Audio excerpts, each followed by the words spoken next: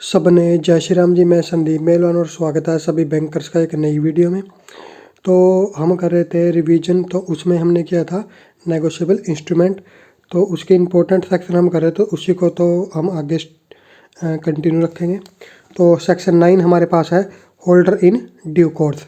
Holder in due course कौन होगा? देखिए, any person who for consideration become the possessor of a promissory note, bill of exchange और cheque if payable to bearer, यानी कि कोई भी पर्सन हो सकता है जो कि पोजेसर बन जाता है प्रोमिजरी नोट का, बिल ऑफ एक्सचेंज या चेक का, अगर पेबल हो बैरियर और द पेई और endorsee thereof if payable to order before the amount mention in it become payable and without having sufficient cause to believe that any defect existed in the title of the person from whom he delivered his title। और अगर उसमें कोई भी ऐसा defect नहीं लगता हो कि उसके टाइटल में कोई डिफेक्ट हो, तो कोई भी पर्सन जो है वो क्या बन जाएगा, यानी कि उसकी मैच्योरिटी से पहले वो होल्डर इन ड्यू कोर्स बन जाएगा, जिसके पास उसका पोजेशन होगा। नेक्स्ट है section 10 payment in due course. Payment in accordance with the apparent tenor of the instrument in good faith and without negligence. तो पेमेंट इन ड्यू कोर्स हो जाएगी जो कि अच्छे फेथ के साथ और किसी भी नेग्लिजेंस के बिना जो की जा रही हो। To any person in possession thereof under circumstances which do not afford a reasonable ground for believing that he is not entitled to receive payment of the amount therein mentioned। तो अगर कोई भी ऐसा reasonable ground नहीं हो, ऐसा कोई reason नहीं हो कि ऐसा बिलीव किया जाए कि जो पर्सन पेमेंट रिसीव कर रहा है वो कोई फ्रॉड है, ठीक है, तो उसको अगर ऐसा नहीं है तो उसको पेमेंट कर दी जाती है। उसके बाद नेगोशिएशन देखिए, section 14 negotiation. When a promissory note, bill of exchange or check is transferred to any person so as to constitute that person the holder thereof, the instrument is said to be negotiated। यानी कि जब कोई भी instrument जो दूसरे person को transfer कर दिया जाता है, वो नेगोशिएबल इंस्ट्रूमेंट कुछ भी हो सकता है, promissory note, bill of exchange या फिर चेक, तो उसको बोलते हैं नेगोशिएशन। नेक्स्ट है section 15 endorsement. Signing on the face और back of the negotiable instrument or on a slip of paper annexed to the negotiable instrument called LONG by the holder of a negotiable instrument for the purpose of negotiating such a negotiable instrument। तो endorsement क्या होती है कि जो negotiable instrument है या तो उसके फेस पर या उसके बैक पर साइन कर दिया जाता है या फिर एक स्लिप पे साइन करके उसके साथ अटैच कर जाता है, और उस स्लिप को बोलते हैं हम एलोनजी, ALLONGE एलोनजी। तो by the holder of A negotiable instrument, तो उसको हम बोलते हैं एंडोर्समेंट।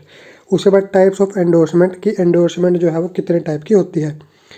फर्स्ट है section 16(1) endorsement in blank, mayor signature of the endorser on the back of an instrument. यानी कि जो एंडोर्सर के साइन कहाँ पे होंगे, जो नेगोशिएबल इंस्ट्रूमेंट उसके बैक पे अगर वो उसने साइन कर दिए हैं। For example, if A gives B a cheque of 1000 rupees payable to order, यानी कि अगर ए ने बी को एक चेक दिया है 1000 रुपये का, जो कि क्या है, पेएबल टू ऑर्डर है, and B merely puts his signature on the back of the cheque and delivers it to C, और वो उस जो बी है अपने सिग्नेचर करके उस चेक को सी को ट्रांसफ़र कर देता है। Such an endorsement is a blank endorsement. उसके बाद एंडोर्समेंट इन फुल क्या होगा? When the endorser makes a direction to pay the amount specified in the cheque to a certain person और his order, then the endorsement is in full. यानी कि कोई भी person है जो एक चेक देगा, मान लो चेक की बात अगर हम करें, तो उसके ऊपर वो मेंशन करेगा कि ये जो चेक है वो किसको पे किया जाएगा, पेमेंट किसको की जाएगी, तो उसे बोलते हैं एंडोर्समेंट इन फुल, यानी कि एक स्पेसिफिक पर्सन को की जाएगी। फॉर एग्जांपल, पे राम और टू हिज ऑर्डर, यानी क्या, तो राम को पे कर दिया जाए या फिर जब वो ऑर्डर करे राम तब उसको पे कर दिया जाए। नेक्स्ट है मैच्योरिटी। मैच्योरिटी देखिए क्या होगा, सेक्शन 22 मैच्योरिटी है। The maturity of promissory note और bill of exchange of the date at which it falls due, यानी कि मैच्योरिटी क्या होगी, जब उसकी ड्यू डेट आ जाएगी। उसके बाद डेज ऑफ ग्रेस क्या होता है, एवरी प्रोमिजरी नोट और bill of exchange which is not express to be payable on demand, कि कोई भी जो प्रोमिजरी नोट है, बिल ऑफ एक्सचेंज है, जो कि पेबल ऑन डिमांड नहीं होता, ऑन डिमांड एट साइट और on presentment, it is at maturity on the third day after the day on which it is express to be payable. तो वो कब payable होगा, जब उसको लेके आएंगे, उसको साइट करेंगे या प्रेजेंट करेंगे, तो उसके 3 दिन के बाद उसकी मैच्योरिटी बनती है। उसके बाद सेक्शन 23 to 25 हमारे पास होता है कैलकुलेटिंग मैच्योरिटी। तो जैसे फर्स्ट केस है negotiable instrument payable on stated number of month after date. तो इसमें क्या हो जाएगा, corresponding day of relevant month, date is date on which negotiable instrument is drawn plus stated number of month plus third day. यानी कि जितने भी case हैं सभी में क्या होगा कि जिस दिन उसको लेके आएंगे, चाहे तो देखिए वो आफ्टर साइट की बात हो रही है, आफ्टर डेट की बात हो रही है, कुछ भी बात हो रही है, तो उसके जब भी यानी कि उसको लेके आएंगे, ड्रॉन करेंगे, बैंक के पास लेके आएंगे, उसके 3 दिन के बाद वो क्या होगा, मैच्योर होगा। जितने भी केस हैं उनमें सभी में क्या होगा, 3 दिन के बाद मैच्योर होगा।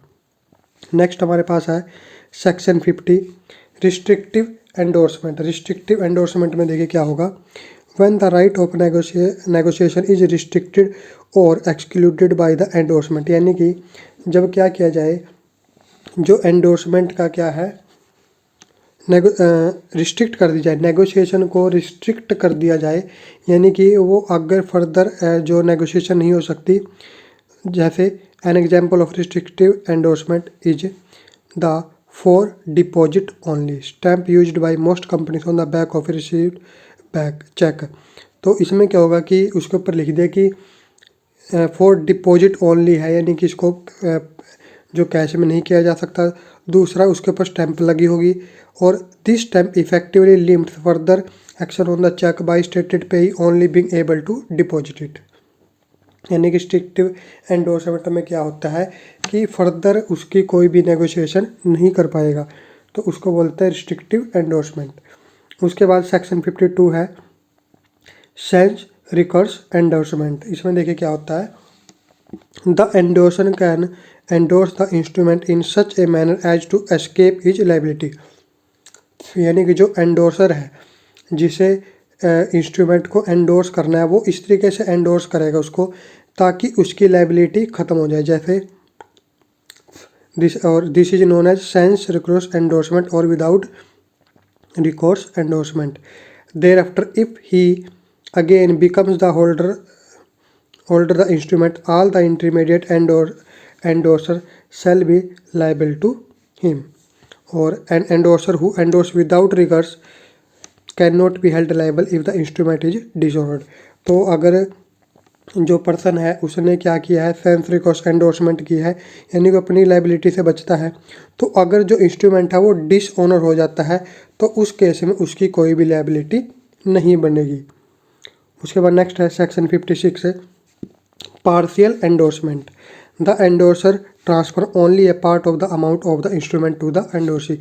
यानी कि मान लो 1000 रुपये का चेक, उसमें सिर्फ ऐसे बोलेंगे कि सिर्फ 500 रुपये देने, यानी कि पार्शियल एंडोर्समेंट का मतलब क्या हो गया कि जो टोटल अमाउंट है ऐसा बोला जाए कि उसमें से कुछ अमाउंट पे करनी है। जैसा एग्जांपल है हमारे पास, A is the holder of an instrument of ₹1000।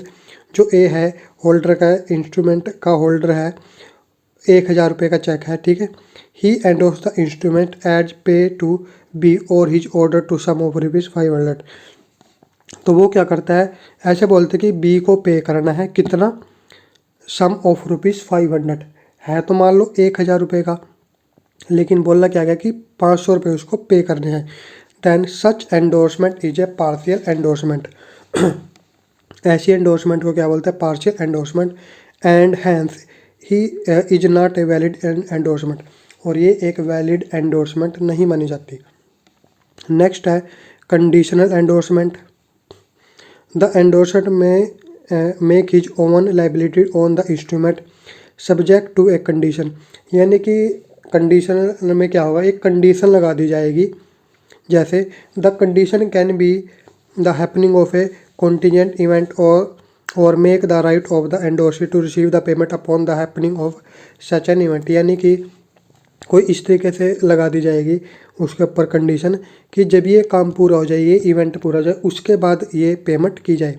जैसा कि एग्जाम्पल दिया गया है, पे टू एक्स, यानी कि एक्स को पे किया जाए if he returns from abroad, यानी कि जब वो विदेश से वापस आ जाए।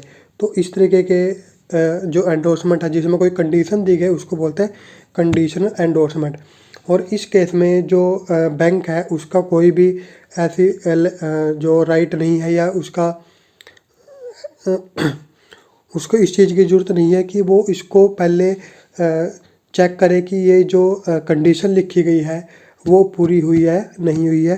तो इसमें बैंकर की कोई भी लायबिलिटी नहीं बनती कि वो इस चीज़ को चेक करे। नेक्स्ट है facultative endorsement. The endorsee must give notice of dishonour to the endorser, यानी कि जो होल्डर है अगर उसका जो उसके पास जो इंस्ट्रूमेंट था वो डिसऑनर हो जाता है तो उसको उसका नोटिस देना है। But the endorser may waive his right in return writing to the endorsement as notice of dishonour waived. लेकिन जो एंडोर्सर है जिसने एंडोर्स किया है वो क्या कर सकता है कि वो इस चीज़ से बच सकता है, इसको वेव कर सकता है। कैसे कि वो रिटर्न में क्या कर दे, राइटिंग में लिख दे कि नोटिस ऑफ डिसऑनर वेव्ड, यानी कि कोई भी नोटिस जो उसके पास आएगा उसकी लायबिलिटी से वो वेव कर देता है, उससे हट जाता है। The endorser however remains liable to the endorsee for non payment of the instrument. लेकिन फिर भी क्या होगा, जो होल्डर था उसका जो एंडोर्सर था वो फिर भी लायबल रहेगा, लायबिलिटी उसकी रहेगी अगर उसकी पेमेंट जो नहीं हो पाती, नॉन पेमेंट अगर होती है तो फिर भी वो लायबल रहेगा, लेकिन जो नोटिस आएगा उसके लिए वो लायबल नहीं रहेगा। नेक्स्ट है forged endorsement, where the endorsement is forged signed by somebody other than the person. All endorsees subsequent to the forged endorsement do not deliver any title if he derives title through a forged endorsement। यानी कि इसको क्या बोल सकते हैं आप, झूठी endorsement बोल सकते हैं कि किसी और ने उसके ऊपर मान लो साइन कर दिए हैं।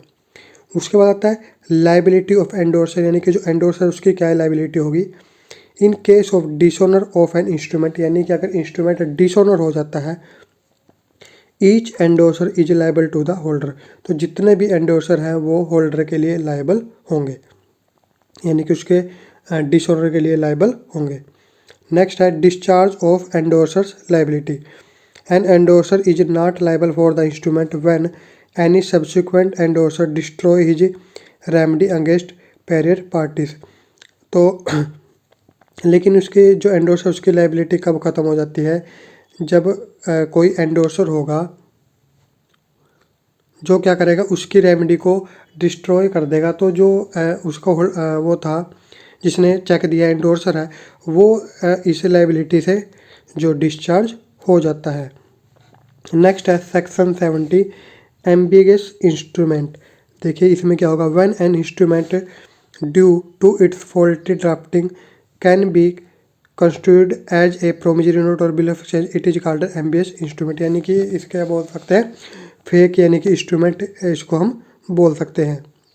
नेक्स्ट है section 18 amount stated differently in figures and words, यानी कि जो अमाउंट मेंशन किया गया है वो फिगर में अलग है और वर्ड्स में अलग है नेगोशिएबल इंस्ट्रूमेंट के ऊपर। तब क्या होगा, इफ़ द अमाउंट अंडरटेकन और order to be paid is stated differently in figures and in words, the amount stated in word shall be amount undertaken और ऑर्डर टू बी पेड। तो उस case में क्या होगा, जो अमाउंट वर्ड्स में लिखा गया है वो पेबल होगा, यानी कि उसके हिसाब से पेमेंट हो जाएगी।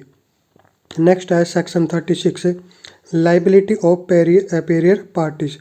Until the instrument is duly satisfied, every period party to a negotiable instrument has a liability towards the holder in due course। तो जब तक जो इंस्ट्रूमेंट है वो अच्छे तरीके से जो नेगोशिएट नहीं हो जाता तो जितनी भी पार्टीज है वो होल्डर के लिए सभी क्या होंगी, होल्डर इन ड्यू कोर्स के लिए लाइबल होंगी। नेक्स्ट है डिस्चार्ज ऑफ एंडोर्सर्स लाइबिलिटी। तो एंडोर्सर्स की लाइबिलिटी देखिए कब ख़त्म हो सकती है, where the holder of a negotiable instrument without the consent of the endorser, यानी कि अगर जो होल्डर है नेगोशिएबल इंस्ट्रूमेंट का वो बिना एंडोर्सर्स की इजाज़त के डिस्ट्रॉयज और impairs the endorser's remedy against a superior party, the endorser is discharged from liability to the holder to the same extent as if the instrument had been paid at maturity। तो अगर वो कोई किसी भी तरीके के उसमें डिस्ट्रॉय कर देता है या कोई भी फॉल्ट उसके अंदर करेगा तो जो एंडोर्सर था वो अपनी लाइबिलिटी से छूट जाता है, वहाँ पे उसकी लाइबिलिटी वहाँ पे ख़त्म हो जाती है। नेक्स्ट है section 87, effect of material alteration. Material alteration of the instrument renders the same void as against anyone who is a party there to at the time of making such alteration। तो कोई भी किसी भी तरीके की alteration जो है उसके लिए भी कौन जिम्मेवार होता है, एंडोर्सर जिम्मेवार होगा। उसके बाद हमारे पास आता है नेक्स्ट क्रॉसिंग ऑफ चेक्स। तो देखिए क्रॉसिंग में क्या आएगा, सेक्शन 123 है general crossing is when a cheque bears across its face an addition of the words and company or any abbreviation thereof between two parallel transverse lines or two transverse lines simply either with or without the words not negotiable, that addition shall be deemed a crossing and check shall be deemed to be crossed generally। तो देखिए journal crossing में क्या होगा कि मान लो उसके ऊपर क्या लिख देंगे, मान लो वर्ड्स लिख सकते हैं एंड कंपनी, या फिर वहाँ पे टू पैरेलल ट्रांसवर्स लाइन्स हम लगा देंगे, या फिर उनके बीच में हम क्या लिख सकते हैं नॉट नेगोशिएबल। तो ये सारे के सारे क्या होंगे, ये जर्नल क्रॉसिंग होती है। नेक्स्ट है सेक्शन 124 स्पेशल क्रॉसिंग। इसमें देखिए क्या होगा, is when a cheque bears across its face and addition of the name of a banker, यानी कि उस पर बैंकर का नेम लिख दिया गया है, आइदर विद और without the words not negotiable, और नॉट नेगोशिएबल जो वर्ड लिख भी सकते हैं नहीं भी लिख सकते। That addition shall be deemed a crossing and the cheque shall be deemed to be crossed specially. तो उस चेक को हम क्या बोल लेंगे, उस क्रॉसिंग को हम क्या बोल लेंगे, क्रॉस्ड स्पेशल क्रॉसिंग। नेक्स्ट है section 125 who can cross a cheque, यानी कि चेक को कौन क्रॉस कर सकता है। When a cheque is uncrossed, जब कोई भी चेक अनक्रॉस्ड आ जाता है, the holder may cross it generally और स्पेशली। तो उस केस में जो होल्डर है वो उसको जर्नली या फिर स्पेशली दोनों तरीके से क्रॉस उसको कर सकता है। Next section 138 dishonour of cheque. When any cheque drawn by a person is returned by the bank unpaid, such person shall be deemed to have committed an offence and shall be punished with a imprisonment for a term which may extend to 2 years or with a fine which may extend to twice the amount of the check or with both। यानी कि अगर कोई check दिया गया है और वो check क्या हो जाता है, यानी कि वो क्लियर नहीं हो पाता, वो नेगोशिएट नहीं हो पाता, वो यानी कि वो डिसऑनर हो जाता है, तो सारी की सारी जो लाइबिलिटी किसकी बनेगी, जिसने यानी कि वो चेक दिया था। और ये एक पुनिशेबल जो ऑफेंस होता है, तो इसमें जेल भी हो सकती है जो कि हो सकती है 2 साल तक की, या फिर फाइन भी लग सकता है कितना, जो अमाउंट जो चेक की थी उससे डबल, या फिर ये दोनों भी हो सकता है, इन दोनों में से एक भी जो पुनिशमेंट वो मिल सकती है। उसके बाद सेक्शन 146 है bankers returning memo. Banks returning memo shall be prima facie evidence for the dishonour of the cheque, यानी कि जो बैंक का रिटर्निंग मेमो है वो क्या होता है, एक एविडेंस होता है कि जो चेक था वो डिसऑनर हो गया है। तो ये था हमारे पास नेगोशिएबल इंस्ट्रूमेंट एक्ट का टॉपिक, ये हो चुका है पूरा। इसके बाद हम नेक्स्ट करेंगे आरबीआई एक्ट, तो उसको भी हम जल्दी जल्दी कर देंगे ताकि आपकी जो प्रिपरेशन जल्दी से हो सके। तो इस वीडियो में इतने ही, मिलेंगे नेक्स्ट वीडियो में, तब तक के लिए सबको जय श्री राम।